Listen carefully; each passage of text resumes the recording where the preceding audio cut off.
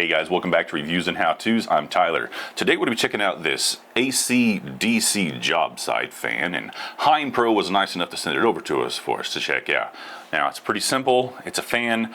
It could operate off of AC and DC, and the way that it does that is here on the back, boom, right here, you can connect just a 20-volt DeWalt battery on there, so that's really cool. Most of you guys are going to have something similar to that. Put that back on there, clips into place, really nice. Here on the bottom also there's a little bracket that kind of folds out, and then you can hang this if you would like to somewhere on the job site, in addition to just placing it down like this. And then this here does also rotate, boom, right there, and then as far back as that right there.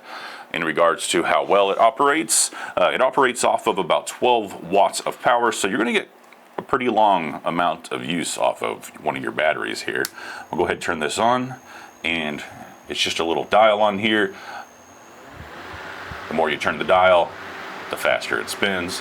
Pretty basic. And then in regards to hooking it up to AC, it's going to come with a cord here.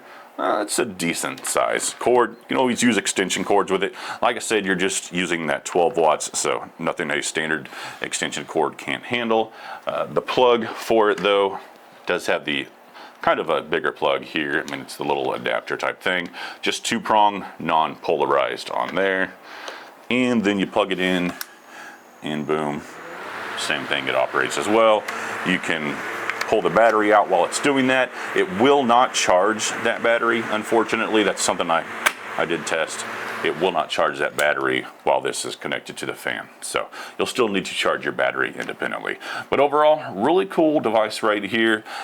It's not like cheap filling plastic or anything like that. So I think you'll be good to go with, a job site. So if you're interested in something like this, go ahead and check it out.